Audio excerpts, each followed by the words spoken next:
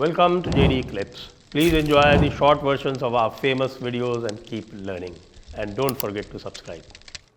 छावा ने पिटते हुए बॉलीवुड के पेट में एक ऐसी ज़बरदस्त लात मारी है कि बेचारा बॉलीवुड जो है वो पूरी तरह से कोलैप्स कर गया। लेटेस्ट कैजुअल्टी बताएं आपको। लेटेस्ट कैजुअल्टी है अनुराग कश्यप। अनुराग कश्यप ने बॉलीवुड ही छोड़ दिया। क्यों? क्योंकि छावा तो पहुंच गई है 660 करोड़ पे, पुष्पा 2 को क्रॉस करने वाली है, और पुष्पा 2 को क्रॉस अगर कर गई या मान लीजिए 1000 करोड़ पर पहुंच गई तो भाई बॉलीवुड की तो पूरी तरह से ऐसी तैसी हो जाएगी। बॉलीवुड का मॉडल क्या था? यदि आप पीछे जाएं तो बॉलीवुड का सीधे सीधे मॉडल ये था कि बॉलीवुड को कैप्चर किया गया 50 के दशक में कुछ लीगियों द्वारा। मुस्लिम लीग के जो सिंपथाइजर्स इत्यादि थे, जो चूँकि कमाई बम्बई में ज़्यादा थी उनकी, और वो पहले तो फेवर किया करते थे मुस्लिम लीग के लिए, तराने लिखा करते थे। भाई ये हमारे जो जावेद चीचा हैं इनके मामा जी हुआ करते थे, मजाज लखनवी शायर थे और बड़े तराने इन्होंने लिखे लीग के लिए, पाकिस्तान के लिए। और ये कैफ़ी आज़मी आप जानते हैं, शबाना आज़मी के पिताजी और इनके ससुर जावेद चीचा के। तो ये जावेद चीचा के ससुर, जावेद चीचा के मामा, पूरी फैमिली जो थी पूरी तरह से एक तरह से इस्लामी लीगी ये सब थी। और ये अकेले नहीं थे, दुनिया भर के ऐसे लोग थे और सारे के सारे कम्युनिस्ट लीगी जितने भी थे, इन्होंने एक बनाई प्रोग्रेसिव राइटर्स एसोसिएशन और एक थिएटर ग्रुप बनाया कॉल इप्टा से पहले से था, ये प्रोग्रेसिव राइटर एसोसिएशन बाद में बनी। और फिर इन्होंने बैठ के आराम से 20 साल तक धीरे धीरे धीरे धीरे बॉलीवुड को अंदर से खोखला किया।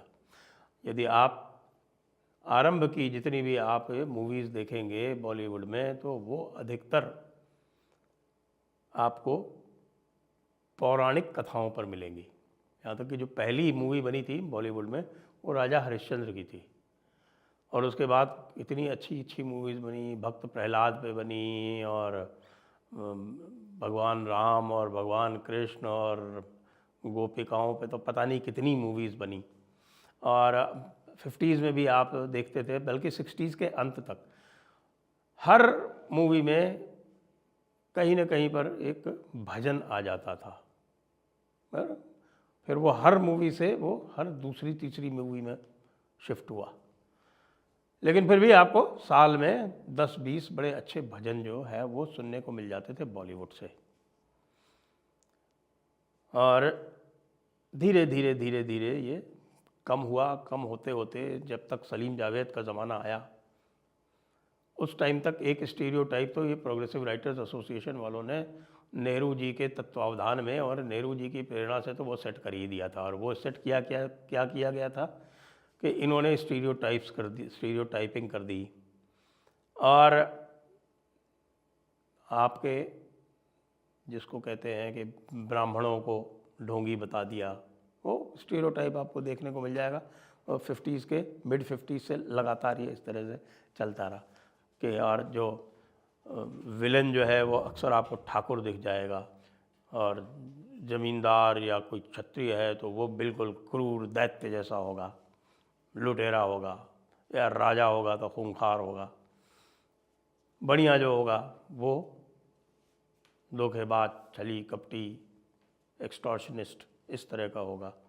और बाकी साहब जो बाकी जितने हैं आपके, अगर कोई आपको पीर साहब मिल गए या मौलवी साहब मिल गए तो वो बहुत ही अच्छे आपको दिखाए जाएंगे, और कोई पादरी मिल गया तो वो तो बस दया की प्रतिमूर्ति ही दिखाया जाएगा। तो ये आपने देखा, और इसका जो है वो सबसे अच्छा चित्रण आपको दीवार में बताया जाता है। जब दीवार मूवी आई तो दीवार में आपको दिखाई इस तरह का चित्रण। अब ये फिर चला गया, ये पूरा जो इसकी फाइनेंसिंग थी ये चली गई अंडरवर्ल्ड के हाथ में। अंडरवर्ल्ड जो था बॉम्बे का वो पूरी तरह से मुसलमानों के हाथ में था, इक्के दुक्के लोगों को छोड़ के। फिर 80s में ये पूरा चला गया, 80s के बाद बल्कि 90s में तो पूरी तरह से दाऊद के हाथों में चला गया।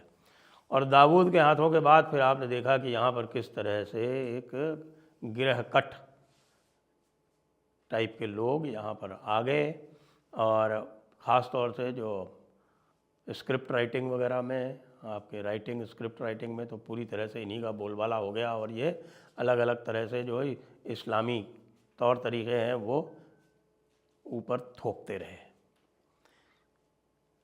धीरे धीरे क्या मतलब, मैं इंटरनेट के आने के बाद से मैं कहूँगा कि ये चेतना लोगों में जागृत होनी आरंभ हुई कि भाई ये क्या दिखाया जा रहा है ये बॉलीवुड में।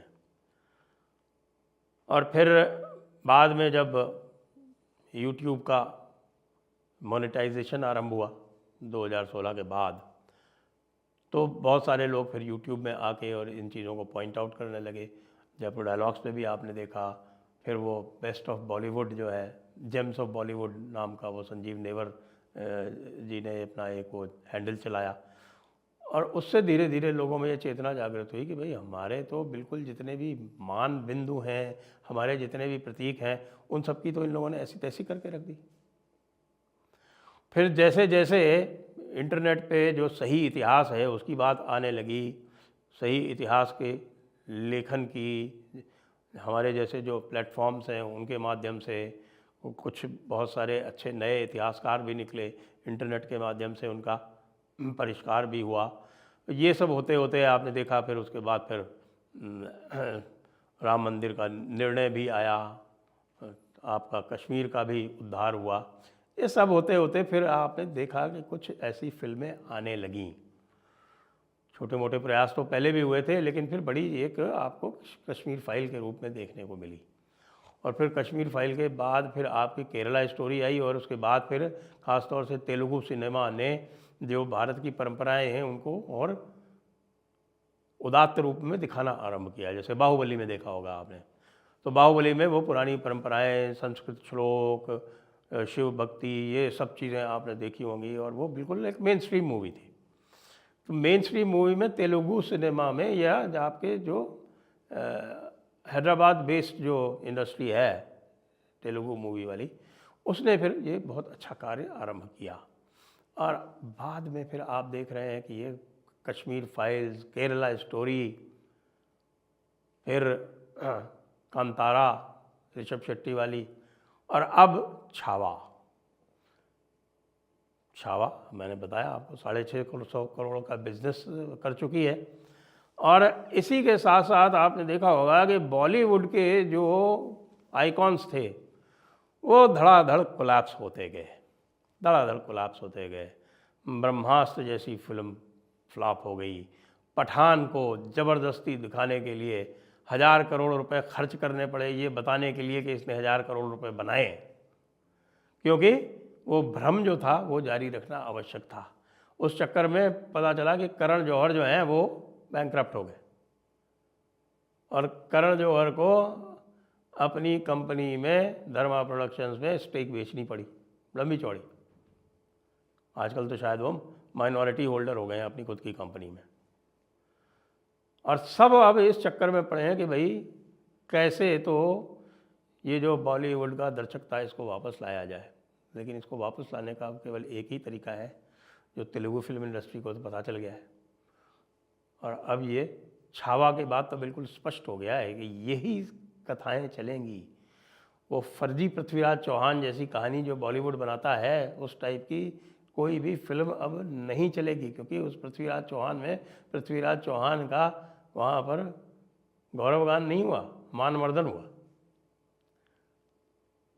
तो अब बॉलीवुड को यह पता चल गया कि बॉलीवुड में जिस तरह के नशेड़ी, गंजेड़ी और इस्लामी जो तत्व जो घुसे हुए हैं उनसे अब कुछ नहीं हो सकता। यदि करना है तो इस पूरे बॉलीवुड को डिसमेंटल करना पड़ेगा, और डिसमेंटल करके जो हमारे शौर्य के प्रतीकों की पुरानी गाथाएं हैं उनको सामने लाना पड़ेगा।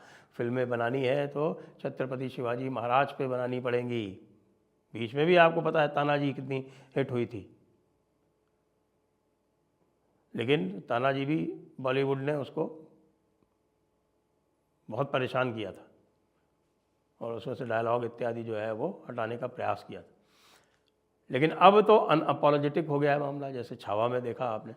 और अब ऋषभ शेट्टी लेके आ रहे हैं छत्रपति शिवाजी महाराज के ऊपर। आप सोच सकते हैं कि ऋषभ शेट्टी कांतारा वाले जब वो बनाएंगे छत्रपति शिवाजी महाराज की जीवनी, तो जो छोटे मोटे आपने जो अपवाद देखे छावा में वो भी नहीं रहेंगे।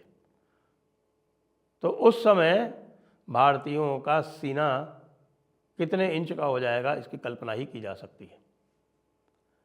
तो बॉलीवुड अब अपनी अंतिम सांसें गिन रहा है।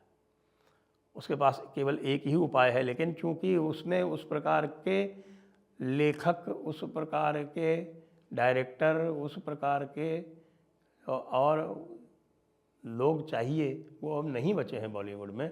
वो पूरी तरह से करप्ट हो चुके हैं। और बॉलीवुड से आप अब कोई भी किसी भी प्रकार की आशा नहीं कर सकते। तो बॉलीवुड तो पूरी तरह से इंडस्ट्री ये समाप्त होके और उसकी राख से कोई नई इंडस्ट्री, वहाँ पर नया बॉलीवुड, एक न्यू बॉलीवुड उत्पन्न हो, तभी कुछ हो सकता है। लेकिन बॉलीवुड के इस अवसान पर हमें हर्ष होना चाहिए। और आगे तेलुगु और कन्नड़ा सिनेमा से, जो कि भारतीय परंपरा के साथ आज भी जुड़ाव रखते हैं, जड़ों से जुड़े हुए हैं पूरी तरह से, उनके यहाँ से जो अच्छी फिल्में आ रही हैं, उनका अब जनता पूरी तरह से मुक्त कंठ से, और उनकी मुक्त कंठ से न केवल प्रशंसा कर रही है, उनको पूरी तरह से अंगीकार भी कर रही है। तो ये है कहानी है बॉलीवुड के अवसान की, क्यों हुआ और किस प्रकार से एक नए राष्ट्रीय सिनेमा का उदय हो रहा है, जो कि हमारे युवा वर्ग को सही रास्ता दिखाएगा। जय हिंद, जय भारत, वंदे मातरम।